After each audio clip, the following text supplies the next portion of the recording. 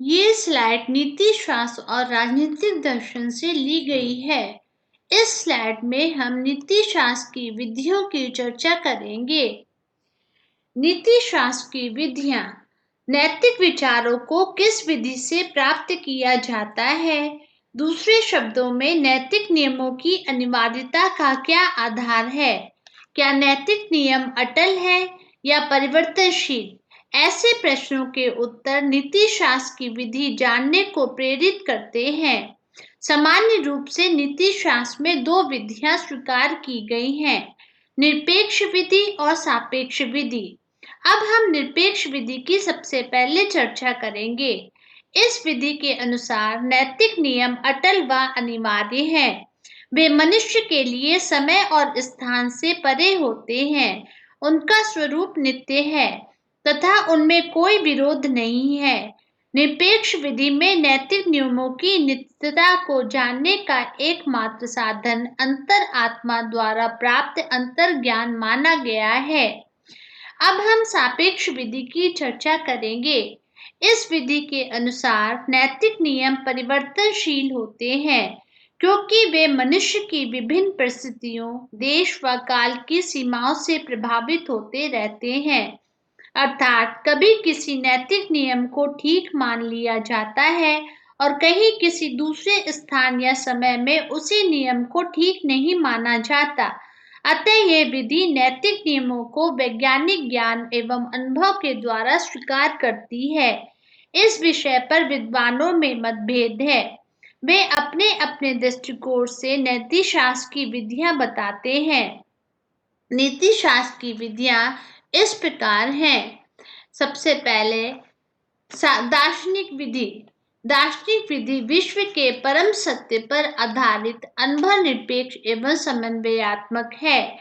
इस विधि के अनुयायी सभी अध्यात्मवादी जैसे प्लेटो, अरस्तु, हेगल, ग्रीन, ब्रैडले आदि हैं।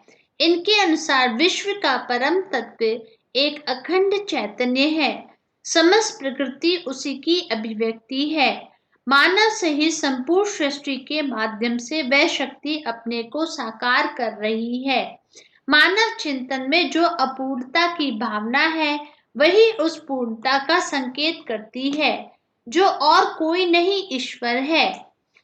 नंबर दूसरा, ऐतिहासिक विधि।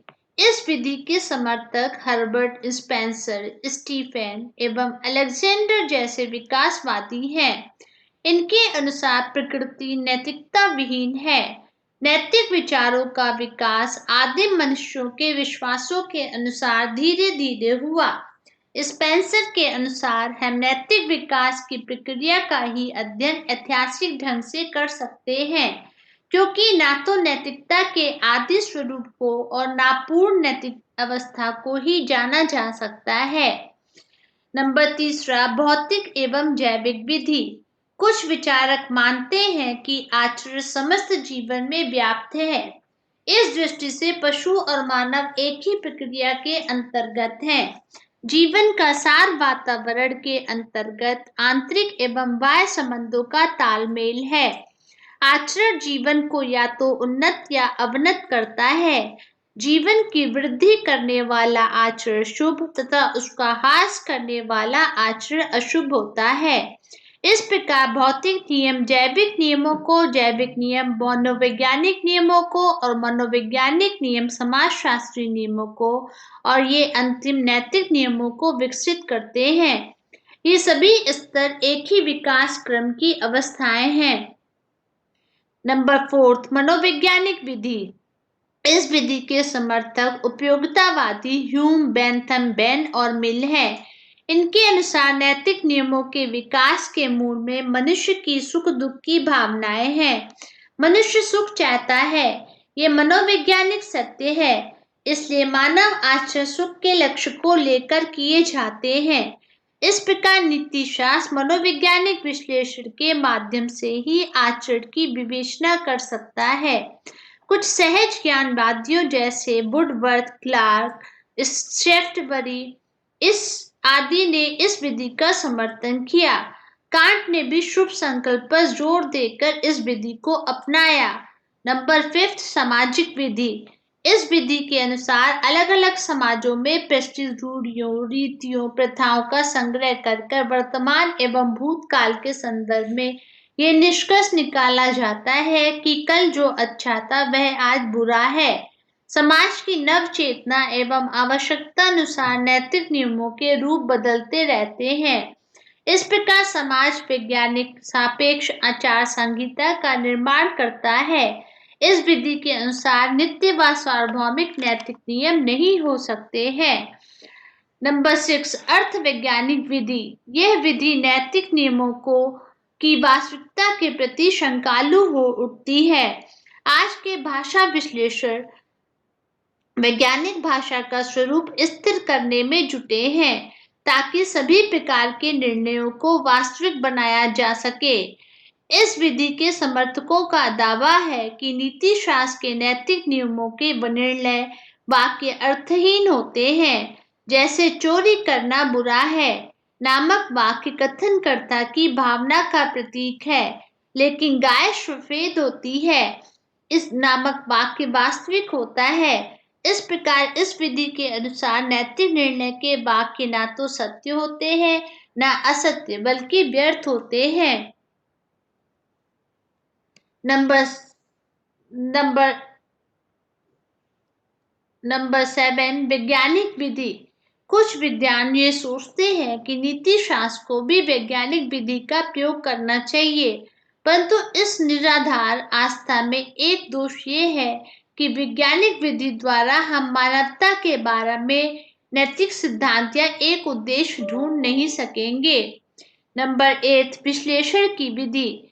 इस विधि का विज्ञान के क्षेत्र में प्रयोग होता है। विश्लेषण का अर्थ है कि एक संयुक्त वस्तु को बांटकर उसके छोटे छोटे भाग प्राप्त करना। संयुक्त वस्तु समझ में नहीं आती, परंतु उसके छोटे भाग सरल होने के कारण शीघ्र समझ में आ जाते हैं। विज्ञान घटना का कारण जानने के लिए उसकी स्थितियों में बांट देता है। तार्किक अनुभववादी जो कि विज्ञान की विधि से प्रभावित है, ये कह सकते हैं कि इस विधि का प्रयोग प्रत्येक क्षेत्र में होना चाहिए। इस दृष्टिकोण से मूड भी प्रभावित है। इस दृष्टिकोण के अनुसार एक बात की सत्यता परखने के लिए उसका विश्लेषण करना चाहिए और ये विश्लेषण शाब्दिक या भाषागत होगा। इसमें संदेह नहीं कि भाषागत विश्लेषण से एक बात की तह तक जाकर उसके अर्थ को स्पष्ट किया जा सकता है, परंतु नीति शास्त्र की समस्या भाषागत नहीं है जैसा कि अनुभववादी सोचते हैं। विश्लेषण की विधि में एक दोष ये रहता है कि संयुक्त बात को सरल बातों में बांटने पर उसका वास्तविक अर्थ लुप्त हो जाता है। जैसे शरीर के अंगों में बांटने से जीवन नष्ट हो जाएगा। इसलिए विश्लेषण की विधि कुछ हद तक तो नैतिक क्षेत्र में सहायक सिद्ध हो सकती है, परंतु इस पर पूरी तरह निर्भर होना एक बहुत बड़ी भूल है। नंबर 9 अंतर्ज्ञान की विधि। अंतर्ज्ञान एक प्रकार का मानसिक प्रत्यक्षीकरण है जिसमें व्यक्ति किसी सत्य को एकदम प्राप्त करता है। अंतर्ज्ञान की विशेषता यह है कि यह अपना प्रमाण देता है। कुछ नीति शास्त्री ये मानते हैं कि नीति शास्त्र के क्षेत्र में बहुत से सामान्य सिद्धांत अंतर्दृष्टि के द्वारा प्राप्त होते हैं। नैतिकता का स्वरूप अंतर्ज्ञानात्मक है। नंबर 10 बौद्धिक विधि। मनुष्य में विचार की शक्ति है जिससे वह एक बात का चिंतन या मनन कर सकता है। मनुष्य विचार के सभी पक्षों के बारे में चिंतन करता है और सभी तथ्यों को ध्यान में रखकर एक निर्णय कर सकता है। ये विचार बुद्धि का कार्य है, परंतु ये जरूरी नहीं है कि शुद्ध रूप से तर्क हो। तर्क और चिंतन में अंतर होता है। तर्क भी अंत में मनन पर निर्भर होता है। ये मनन अंतर्ज्ञान से भिन्न है क्योंकि यह अपनी व्याख्या कर सकता है। अंतर्ज्ञान अनुभूति है, परंतु मनन एक प्रकार का विचार है। जीवन की बहुत सी सच्चाइयां मनन, विचार और बुद्धि से उत्पन्न होती हैं। इस विधि को नीति शास्त्र में लागू करने वाले अनेक महान लेखक हैं, जिसमें कांट, सिज्विक, बटलर आदि हैं। नीति शास्त्र की विधियां एकांगी दृष्टिकोण से अपनी अपनी जगह सत्य हैं, फिर भी ये कहना पड़ता है कि सापेक्ष विद्या अनेकत्व की दृष्टि से और निरपेक्ष विधि एकत्व की दृष्टि से ठीक है। समस्त नैतिक आदर्श मूल्यवान होते हैं। संसार की प्रत्येक घटना का मूल्य प्रयोजन होता है।